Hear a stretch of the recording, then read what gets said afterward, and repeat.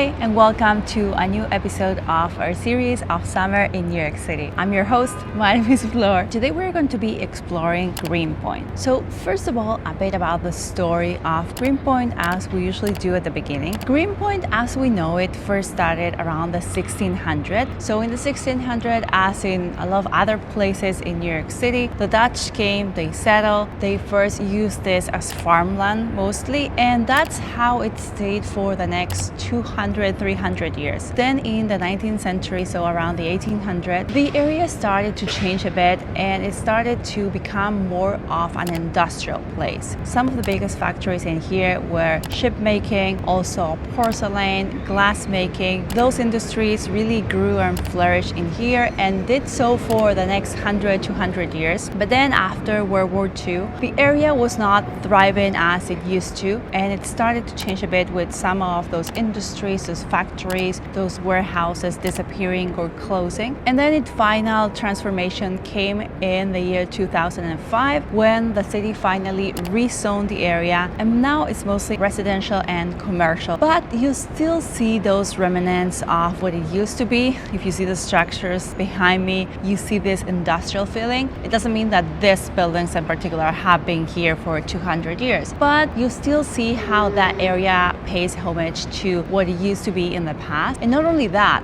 still in some parts of the waterfront, it still looks very, I would say, abandoned. It's not really abandoned, but you see this like big extensions of grass and basically nothing built there. And that's because the city is still working to this day to try to build a whole path along the waterfront that connects Greenpoint to then Williamsburg and then downtown Brooklyn. So I would say that this area is still working to transform, to evolve, but at the same time to be in a way like true to its roots, to its origins. Now, if you ask me what I like about this area, I would say I love the views, of course, being right on the water. You have this beautiful views of all the skyline of Manhattan that I love. And I also like how it is like a small neighborhood, but very charming. It has lots of beautiful places to eat, to drink, to have coffee, to have ice cream. It has some amazing shops. Some of them are chains, some others are more local. It has lots of vintage stores, so if you like vintage stores, you need to come here. And I like how even though it's literally across the water from the craziness of Midtown Manhattan, it's still very calm, very quiet, very peaceful, and you can hear how peaceful it is. So today we're going to be exploring the area. We are going to have lunch first, because you guessed it, I haven't had lunch and it's 1 p.m. It's not that late. And we are also going to be walking around. I have a stationery store saved that I want to visit. I also have a home goods store that I want to visit as well. And I'm gonna see if we can find a bookstore, because I don't feel like it would be one of my videos, one of my vlogs without a visit to a bookstore. Now that you know more about the area and our plans for the day, hi, my name is Flor. I live and work here in New York City, and I love creating these videos for YouTube, showing you around the different neighborhoods of this big, beautiful, crazy city that is New York. I love getting to share more about the story of the places, more about what these neighborhoods are like nowadays, so you can get more of a feel if you're thinking about visiting New York City, maybe in the summer or any other time, or if you're not thinking about a visit, then that's also okay. This could be a nice video where you walk around Greenpoint in Brooklyn with me for around 15-20 minutes. Just feel like you're somewhere else in the world for a while. If you're still not subscribed to the channel, of course, go ahead, hit the subscribe button down below, hit the notification bell so you can get notified of every time I upload a new video, which is usually every week. And you can also go ahead, follow me on Instagram at Pereira, as you're going to see right here. Now, and as I usually say, let's go out and explore.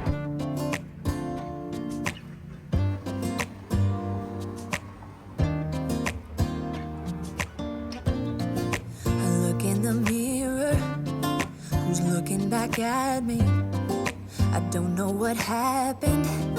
Guess we weren't meant to be.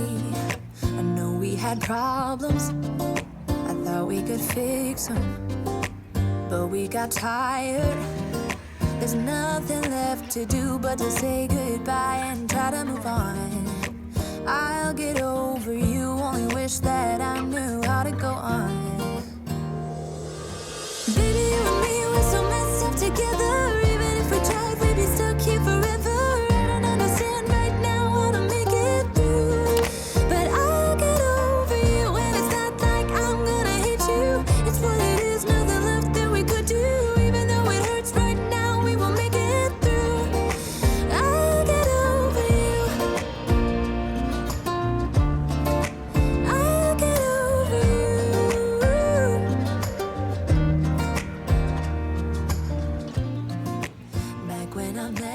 just finished having lunch here at this place called Five Leaves. I had an avocado toast. I feel like on this summer series, I'm all about eating avocado toast, which might sound funny, but I like it. I feel like it's a great option for summer. So far, I would say that the one that I had on that small restaurant on the West Village, that was for sure my favorite by far. It was so tasty, so good, and also so inexpensive compared to everywhere else that I've been. But you need to try some to know which one is your favorite, that's for sure. I now grabbed an iced coffee as well from this same spot, and I'm going to explore more of the neighborhood. And our first stop is going to be Awoke Vintage, which is right next door. I feel like if you come to Greenpoint or if you come to Williamsburg in Brooklyn, going vintage shopping is a must too. In fact, I did a video with a friend where we did some vintage shopping in Williamsburg, and I think we visited one store in Greenpoint. I will link that video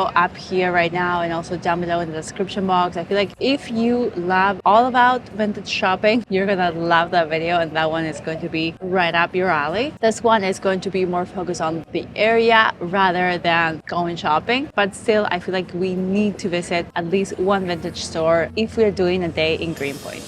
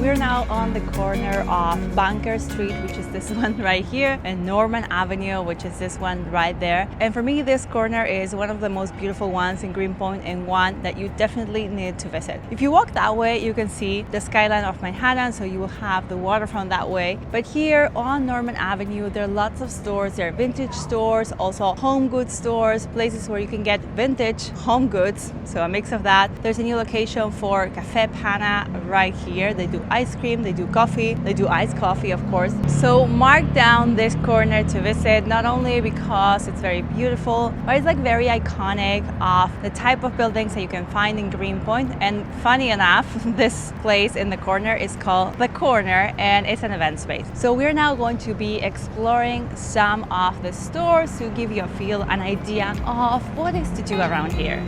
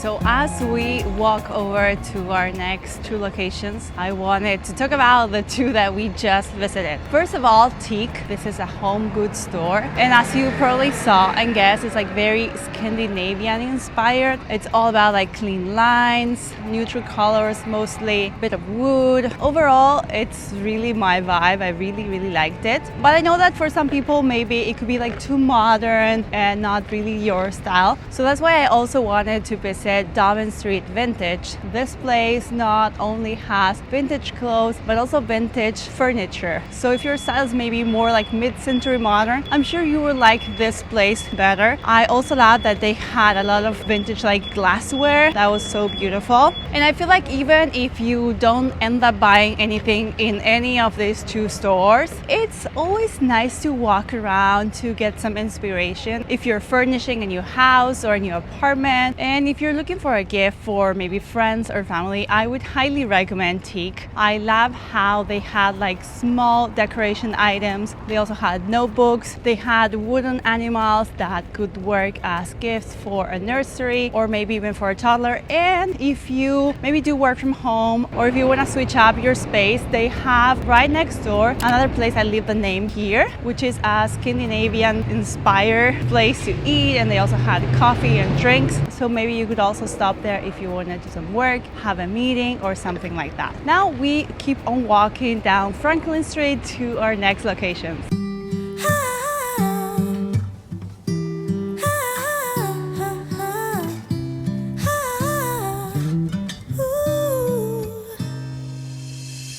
I'm not one of those who easily can open up and let somebody close.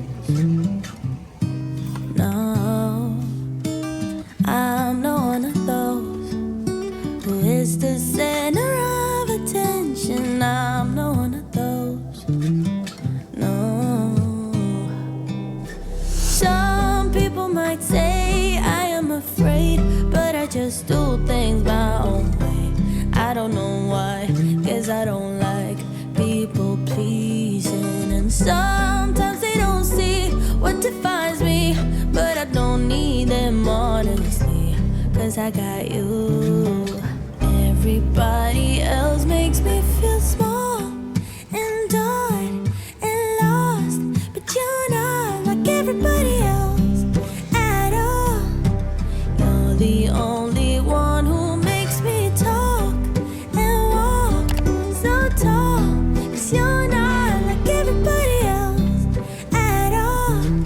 You're everything everyone else is not.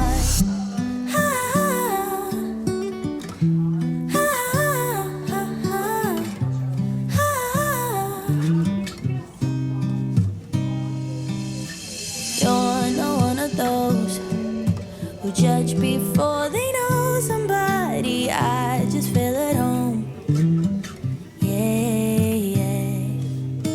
You like to take things slow, never stressing anybody. That's just how I roll. Yeah. Some people might say I am afraid, but I just do things by I feel like if you love bookstores and stationery shops as much as I do, these last two places are ones that you definitely need to visit if you're ever in the Greenpoint area. I love the bookstore because it had a huge selection of books for kids, for toddlers, which is not something that you see quite often. There are always books here and there, but this one, they had a huge section of books intended for children, and I love that. And about this stationery store, as you saw, it's a Japanese stationery store, and I feel like it's a dream, honestly. There are so many pens and highlighters and pencils that you can try, even some that I don't use on a daily basis, like ink pens, and different type of inks as well that you can buy, different kind of notebooks, stamps, washi tape. It's honestly a dream if you're really into stationery. These kind of places are not ones that you see quite often. You usually see the typical pens, the typical notebooks, but this is like very specific, very niche, very special, well, so you really need to put this place down for your next visit. And the street where this last store was located is called West Street, and it's actually a huge building that used to be a factories or warehouse that now has been converted into stores. So that also connects to the whole story of Greenpoint as a neighborhood, as I mentioned before. And we have now arrived to our last stop. This is called the Transmitters Park, and it gives you access to the waterfront and beautiful views. So come explore it with me.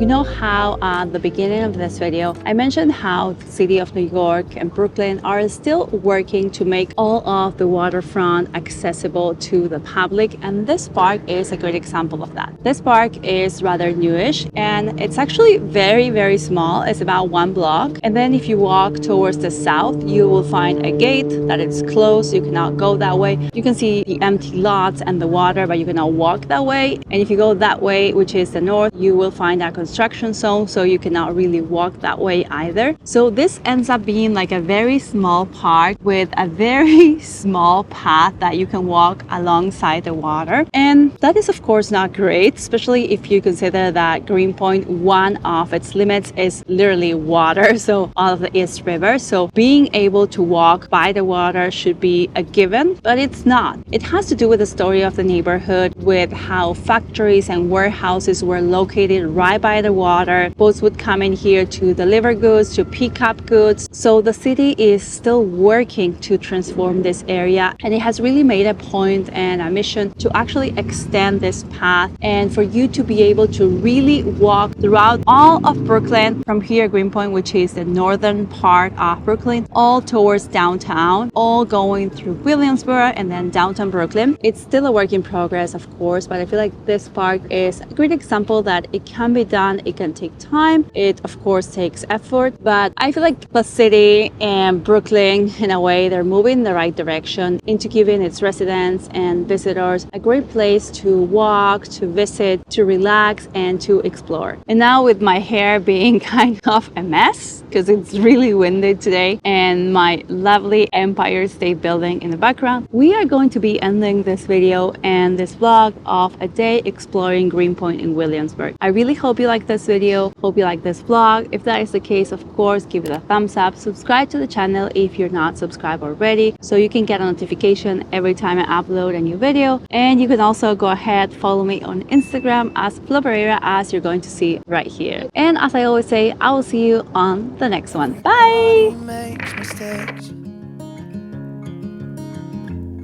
Cause no one can be perfect. It was just one kiss, but that don't justify it. I know what I did was wrong, but it's like